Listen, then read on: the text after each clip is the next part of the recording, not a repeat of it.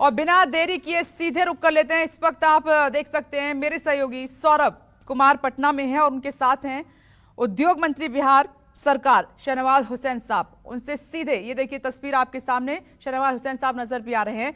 और सौरभ सीधे बातचीत कीजिए कि ये जो हो रहा है सेना की भर्ती के नाम पर विरोध प्रदर्शन, इसके लिए जिम्मेदार कौन?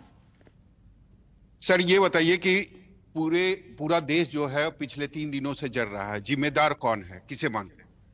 देखिए, ये जो अग्निपथ योजना है ये नौजवानों को और अवसर देने वाली योजना है। ये ब्रिजिंग कोर्स की तरह है।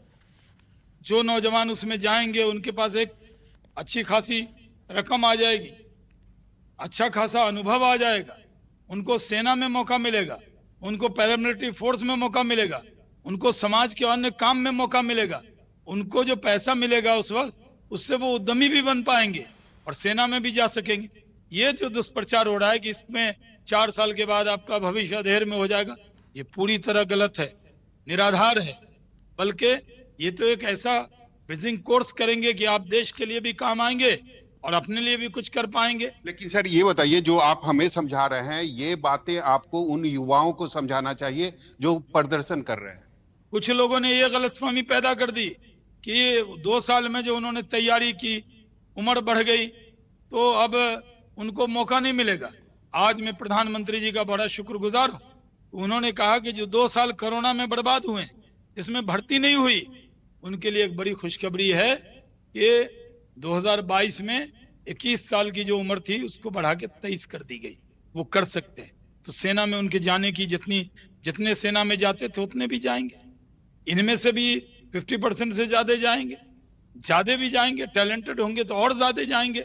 पैरामिलिट्री फोर्स में जाएंगे, सीआरपीएफ में, आईटीबीपी में, सीआईएसएफ में, एसएसबी में, ऐसे बहुत जो पैरामिलिट्री फोर्स उसमें जाएंगे, राज्यों की पुलिस में जाएंगे।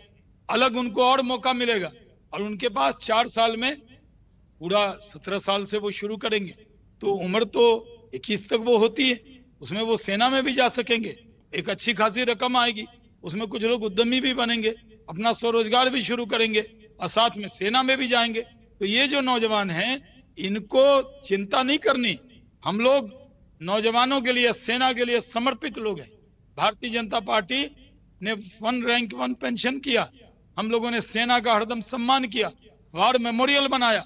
हमने उनके सेना को जितना सम्मान दिया जा सकता है हमारी सरकार ने दिया है, मोदी जी ने दिया है। उनकी पूरी चिंता करेंगे। उनसे मेरी अपील है कि आपके इस आंदोलन में कुछ असामाजिक तत्व घुसकर आपको बदनाम कर रहे हैं नौजवानों, उनके बात में मत आइए। कौन लोग हैं अधेड़ उम्र के जो पगड़ी बांध के, जो मुंह छुपा के इसके अंदर घुस गए हैं? बीजेपी नेताओं को टारगेट किया जा रहा है। हमारे प्रदेश अध्यक्ष का घर में तोड़फोड़ किया गया, डिप्टी सीएम रेणु देवी हमारी, उनके घर में तोड़फोड़ हुआ, बीजेपी ऑफिस में तोड़फोड़ हुआ। ये कौन लोग हैं? ये जो हमारे बीजेपी के पॉलिटिकल राइवल हैं, वो मासूमों के कंधों का दुरुपयोग न करें। भारतीय जनता पार्टी से जिनकी लड़ने की ताकत नहीं है वो लोग नौजवानों के कंधे पर बैठकर भारतीय जनता पार्टी के नेताओं को टारगेट कर रहे हैं। ये दुर्भाग्यपूर्ण है। मतलब आप सीधे तौर पर यह कह रहे हैं कि विपक्ष जो है वह साजिश कर रही है? मैं विपक्ष शब्द तो यहाँ कुछ है नहीं, तो पारिवारिक पार्टियां हैं। विपक्ष कहाँ है? ये तो पारिवारिक पार्टियां। जो लोग हताश हैं, निराश हैं, वो नौजवान निराश नहीं है, उसको उकसाने का काम कर रहे हैं, उनको भड़काने का काम कर रहे हैं। किसी को गलतफहमी में नहीं आना है। हम लोग चिंता करेंगे जवानों की, उनको कैसे रोजगार मिले, उनको सेना में मौका मिले, उनको अपने देश के लिए समर्पित होने का मौका मिले। क्या आप सोच सकते हैं जो लोग देश की रक्षा के लिए सेना में जाना चाहते हैं वो देश की संपत्ति का नुकसान करेंगे? वो नौजवान नहीं कर सकते। जरूर कुछ और लोग हैं जो इसमें घुस गए। लेकिन सर ये बताइए, आपकी सहयोगी पार्टी जदयू है, वह क्यों कह रही है केंद्र सरकार को कि इस स्कीम पर पुनर्विचार करने की जरूरत है? हर दल अपनी अपनी राय रखते हैं, लेकिन हम ये कह रहे हैं कि नौजवानों को कोई दिक्कत नहीं होगी, हम पूरी चिंता करेंगे। लेकिन कुछ कमियां है तभी तो जदयू कह रही है कि इस पर पुनर्विचार। हमने तो सारी चीजें आपको बता दी। जो कमियां आप हमसे पूछिए, हम सब बात का जवाब देने के लिए तो प्रवक्ता पार्टी ने बनाया है। आप पूछिए कोई कमी है तो। बिहार में जो भी विपक्ष पार्टी है कल बिहार बंद का आह्वान किया है, क्या कहेंगे? उनको तो मौका चाहिए। उनको तो, ये जो विपक्षी दल हैं उनको कहीं भी मौका लगे। पहले किसानों को भड़काया, अब नौजवानों को भड़का रहे हैं, देश क्षमा नहीं करेगा उन्हें।